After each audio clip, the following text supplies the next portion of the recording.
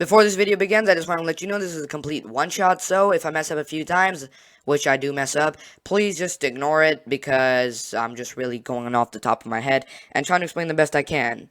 Let's get into the video.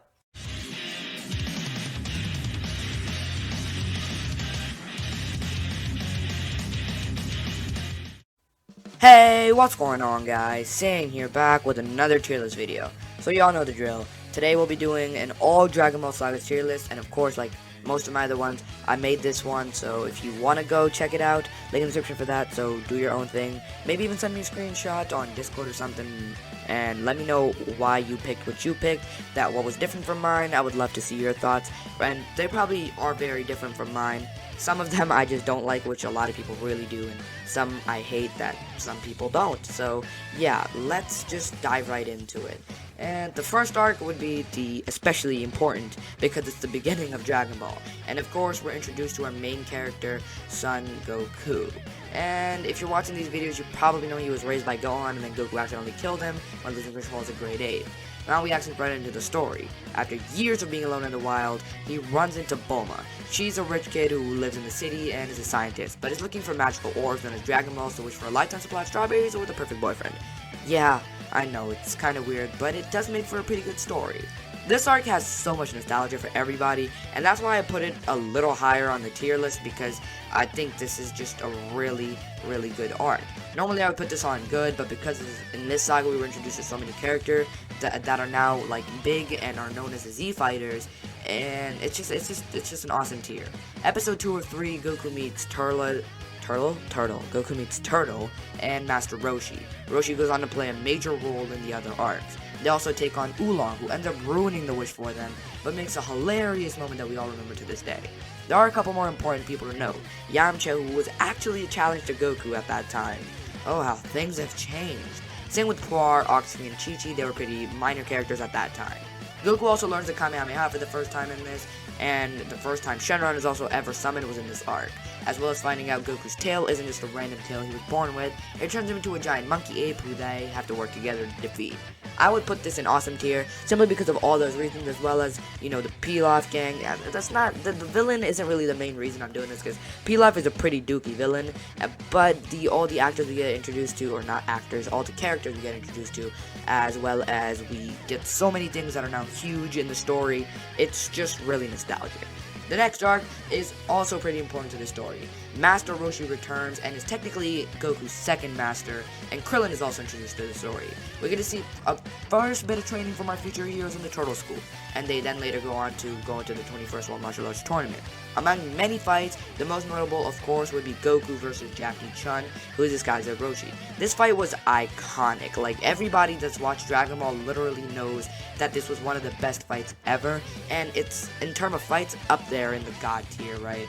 Goku transforms into a great ape in this, and Roshi literally blows up the moon with one of the best Kamehamehas ever fired. The next three kind of the arcs that kind of just coincide work with each other because they're all part of the Red Ribbon Army, but there are technically three different stories. The first one would be Goku taking on most of the Red Ribbon Army. He runs into a few threats on his search for the 4-star Dragon Ball, which is one of the most iconic Dragon Ball Zeros, or the most, because it started out with that. Technically, Bulma had one before that, but the first one we were introduced to was the 4-star one, which Goku basically symbolizes as his grandfather because that's the treasure to him or something. So overall, that was really cool. We get to see Goku split off and go to his own journey, which was something the character really needed. We got to see him be defeated and just get back up for try number 2. Next up is both General Blue and Commander Red. First, of course, in order, we have to go with General Blue, but this one isn't really great. I'll make this short. Goku, Bulma, and Krillin go into a Red Ribbon cave and fight a bunch of robot dudes. Goku fights General Blue, loses a couple times, then beats him. While some cool techniques are used against at least General Blue, and he has some cool techniques as well, it isn't really that cool with some robots, so yeah. However, the next one is actually pretty cool. This one, we finally get to see Goku face like a real threat after Jackie Chun. We get to see him fight Tao Pai Pai, who demolishes him. He has a great fight with him, forcing him to climb Korin Tower and introduce us to Korin for the first time. However, one thing this is important, he isn't able to get the Ultra Divine Water, he just gets healed. In his next fight, he actually wins, and we get to see some growth there in Power 2. Leads us to eventually run into the Zenkais, but that's for a later arc. The Fortune Teller Baba arc was another decent one. I like this one not because all the fights were like decent or pretty good, but because of Goku's reunion with Gohan. It's a tearful moment that most of us remember seeing, and one of the few where Goku just breaks out crying. We don't get to see that much. The next tournament is also pretty memorable. This is where we get introduced to Tien, and Jackie Chun is after, again in the tournament, trying to convince Shen, his rival students, that they're on the wrong side right now. And after losing to Jackie Chun, originally Goku is like down to win this one. He's really trying to win it, but turns out that Tien is just a little taller than him, and he lands on the ground just a second before Tien does. So Tien ends up winning that, and Goku's second loss in the tournament is not really great for him, but he was so close to winning. We then witness one of the most major deaths of the series at the beginning, Krillin. This shakes Goku to the core, and he chases after the murderer.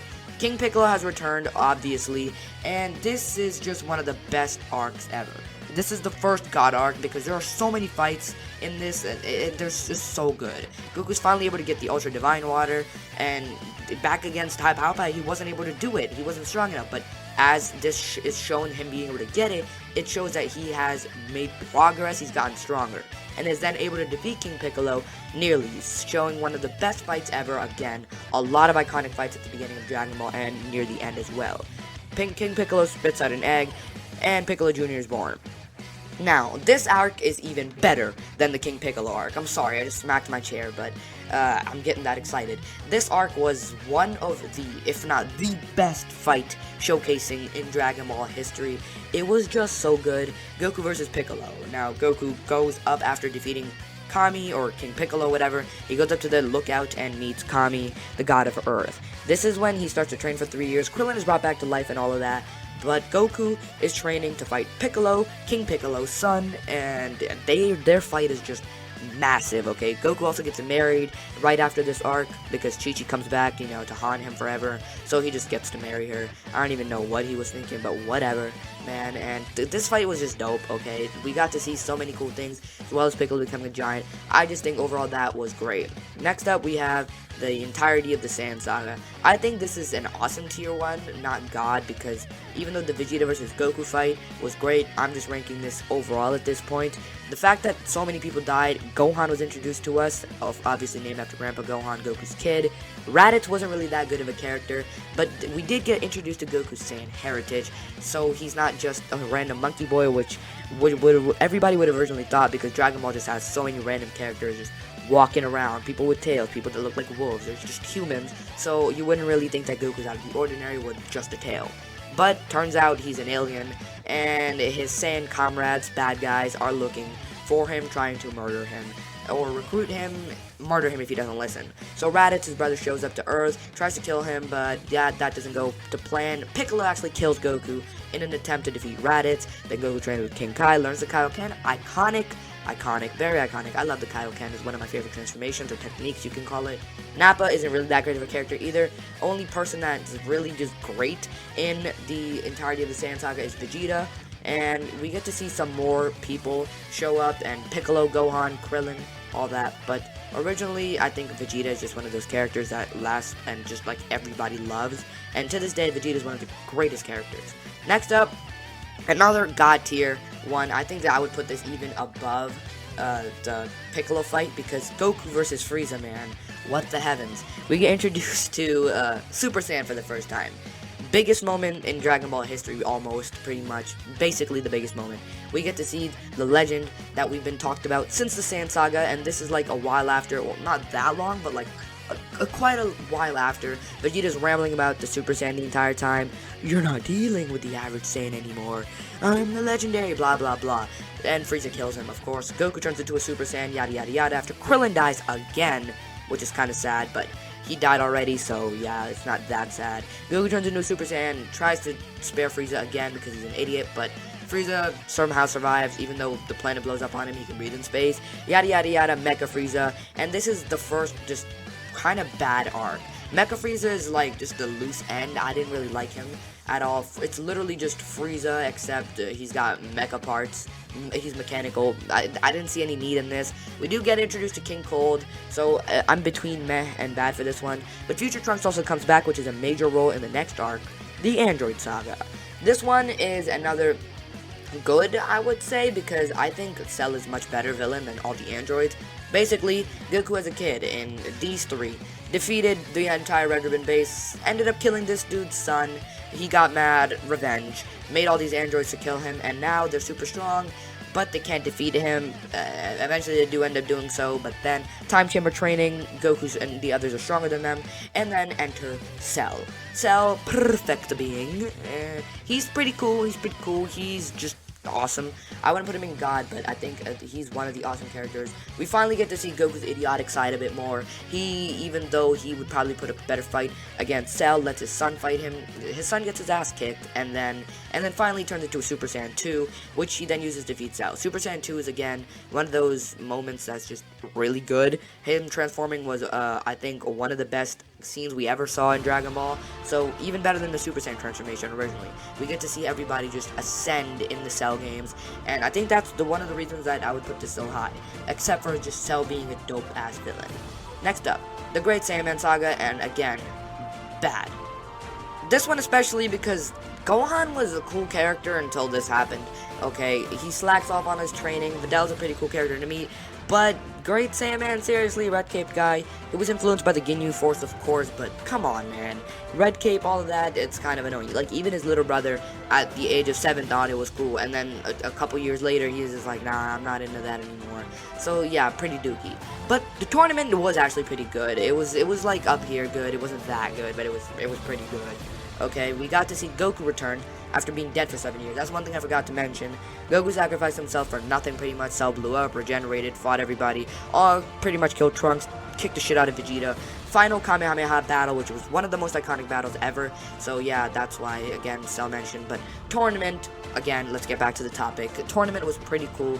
I think this is one of those just moments that was just filler, kind of cool part in the story, but we are building up to the actual fight. So Goku's back, Supreme Kai's introduced. We get to see some pretty godly stuff in this. Goku has a new transformation apparently. Then we get introduced to our villains, Dabura and Babidi. This one again, it's like tournament level. Just put it a little higher because Dabura's a pretty cool villain. Gohan's been slacking off on his training. He can't beat Dabura. A few people die. Krillin and Piccolo get stoned. They go inside this chamber thingy where Babidi, Wizard Dude, summons a bunch of people to fight the group. Of course, the group is too strong for them. Also, I forgot to mention, Vegeta's a good guy now. He's just kind of cool. And if you're watching this far, you probably already figured that because you're a true Dragon Ball fan. But yeah, Vegeta's strong. And Dabura tries to fight Gohan. Gohan can't defeat Dabura. And then Babidi's like, okay, these guys are pretty strong. Let me do something. He turns Vegeta into Majin Dude. Majin Vegeta is kind of crazy. Pretty cool villain, though. He fights Goku, and then, yeah, they have their whole fight thing. But eventually, we get back to square one, and the main villain is revealed, Majin Buu. Now, again, this is a pretty meh thing. We get to see Goku's idiotic side once again. Goku is an idiot in this one because he literally, while he can defeat him, Super Saiyan 3, new transformation by the way, not easily, but with some struggle can defeat Fat Buu. But turns out Goku's just not trying to beat Fat Buu because he's going to the other world anyways. He's gonna die soon. The others apparently need to be strong enough to defeat any threat. But like, the threat is right there, he should just defeat him, but no, it's Goku, he's just gonna let it live.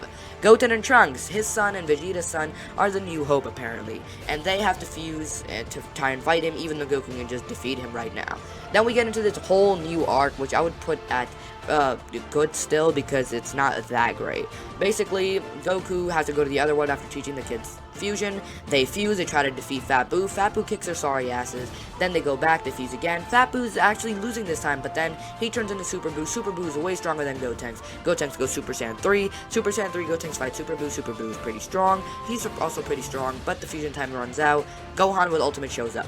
Now, this is why it would be at good, because Ultimate Gohan is one of the best Gohans I've seen. I really love him, but his cocky mood got everybody killed at the end of the day, so that happened. Now, the climax, or the very end, I guess you could call it, is the Goku and Vegeta versus Kid Buu fight. Super Spirit Bomb to defeat Kid Buu at the end of the day. I think this is one of the best fights as well, because it's just, It's just cool. It's just awesome like that. But yeah, Goku defeats him, finally over, and he wishes to get Buu reincarnated into a good guy because it's actually pretty strong. Goku likes him. Now Goku's brought back to life, like after 5 seconds, and Vegeta's brought back to life too after he died against Majin Buu. We got to see his character arc develop a bit more. Next up is Super. I would also put this at God tier, and considering that it's called Battle of Gods, it's pretty. I don't even know where I was going with that, but whatever.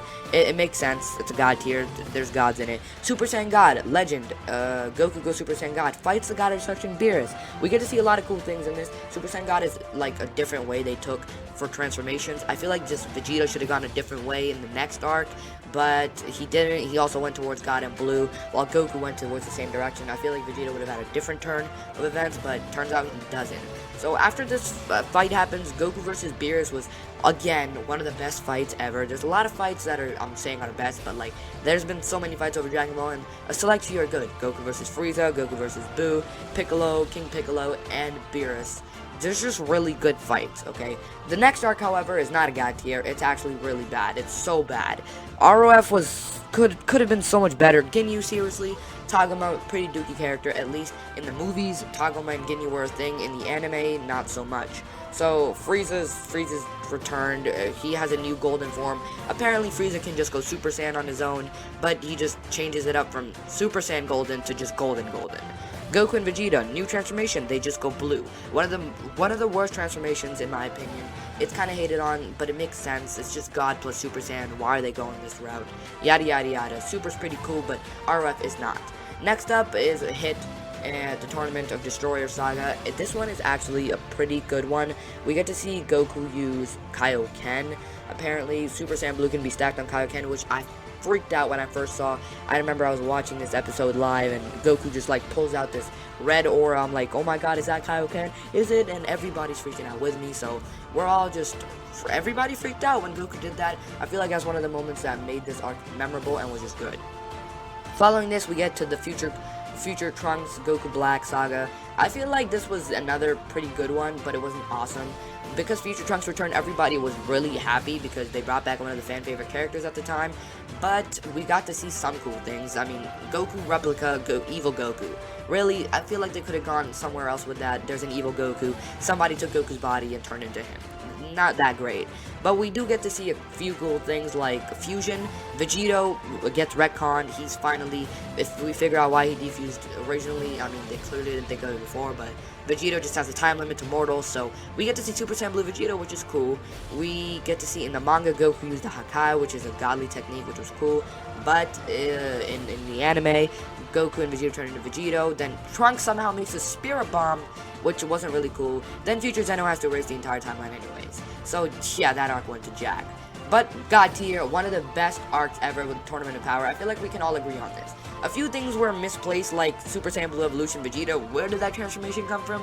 What? I mean, I know they were trying to give Vegeta his own, like, path, but this wasn't a great way to do it, because it was just a transformation that just popped out of nowhere.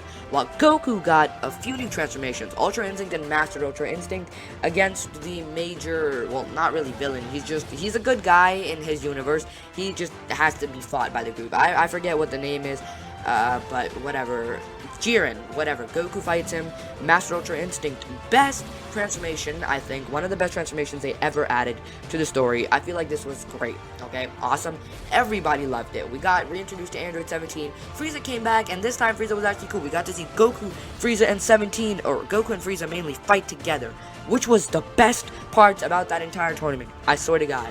I've watched so many reactions on this, myself included. I freaked out. Like, it was like 100 times worse than this. Like, I screamed. I bet if you guys watched it, you would have thought the same way. Lastly, or well, not technically lastly, there's one more for Super. Like I don't think I mentioned this, but I'm only doing complete arc, so the Gorilla Survivor arc isn't being ranked yet. Broly, another pretty awesome one. I don't think Broly was Broly Super Broly, in my opinion, is much better than Z Broly. His rebrand was really cool. He doesn't really want to fight. Paragus is still an evil, I'm not gonna use that word, but Paragus is still an evil ass. But Frieza's returning. Vegeta should have just killed Frieza right then, because Goku spared Frieza, and we brought him back because Frieza was a good guy at the end of the tournament. He was neutral, he wasn't really good, but he was just chilling. He wasn't going to kill anybody at that time. So, Frieza comes back. Vegeta should have just killed him. I feel like that would have made the arc so much better for me, but Frieza's still alive. Hopefully that plays a part later on. It hasn't yet, but hopefully it does. Actually, currently it is playing a major part, but we're not covering that. So, Broly, pretty cool, new transformations. We finally get some more backstory. We get introduced to Ikari, or Wrathful, which is a pretty cool transformation. Overall, I think this was great, but we should have seen more than just Gogeta Blue. I feel like we should have seen the Master Ultra Instinct Goku return, but we didn't. So, next up is Moro, and I feel like this is another one of those God tier ones, but I would put it at the bottom. Because while at the start, this arc was, in my opinion, the best arc that I had ever witnessed, even better than Tournament of Power at the beginning, up to around chapter 50, 55 plus.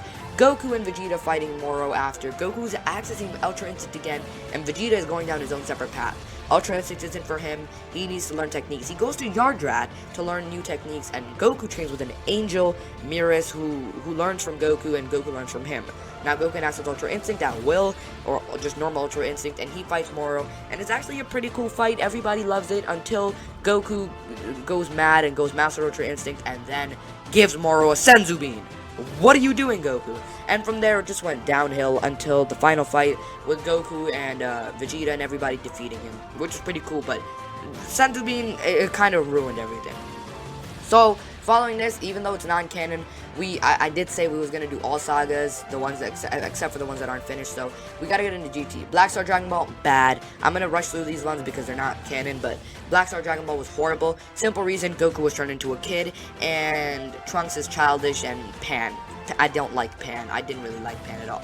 Baby, though, awesome. I really like Baby as a villain. Like how Vegeta was once again utilized as a villain, but not really. He wasn't the villain. He was mind controlled, and Goku accessed one of my favorite, the best transformation. Okay, biased, but the best transformation ever. Super Saiyan 4, literally the best. Okay, and I think overall this was one of the greatest GTRs, or the best GTR. Super 17. Meh, okay? We skip forward a few months, and Goku is so much stronger than Majin Buu, who is Oob plus Majin Buu, okay? And somehow that just happened. I mean, even without Super Saiyan 4, his base form, okay, that's technically he was in Super Saiyan when he punched 17, but we can assume that his base form, if he could do that to Super 17 with Super Saiyan, his base form isn't far from it. Okay, so he suddenly is so much stronger. We weren't really explained too much, and 18 somehow plays a major role. Krillin dies again, and he's like dead now. Unless I think they may have brought him back one last time in the Shadow Dragon Saga. We got to see him, but Krillin is just dead. Okay, he's dead. Shadow Dragon. I think this is like another awesome one. I don't think it's as good as GT, which I'm going to, or Baby, which I'm going to move up to here. Actually, I'm going to move it up to there, but Shadow Dragon's pretty cool. I think Shadow Dragon was just one of those that was just like, why? But the Dragon Balls splitting, Black Star Dragon Balls actually playing a part from the first time was pretty cool. We got to see Omega Shenron, the first Super Saiyan 4 fusion. We got to see Vegeta actually play a role in GT. Like, that was one thing that was very absent. Vegeta wasn't playing a major role in anything except for the first Baby arc, which wasn't really that great because Vegeta wasn't even really driving the character. It was Baby himself. So yeah, getting to see Vegeta at the end in Super Saiyan 4 was awesome. And then we also got to see Gogeta Super Saiyan 4, which was again really cool. But again, the idiot sides of the two let Omega Shenron live, and then eventually Goku died after creating the biggest spirit bomb of all time. And next up we have Dragon Ball Legacy, I believe it's called. Basically, decades upon decades have passed. Goku, Gohan, Goten, Trunks, all of them are dead. Pan is super old, and we have Goku Jr. and Vegeta Jr. now. So, I think this is just, like, good because we get to see something, like, moving forward, a way for fans to just expand the series.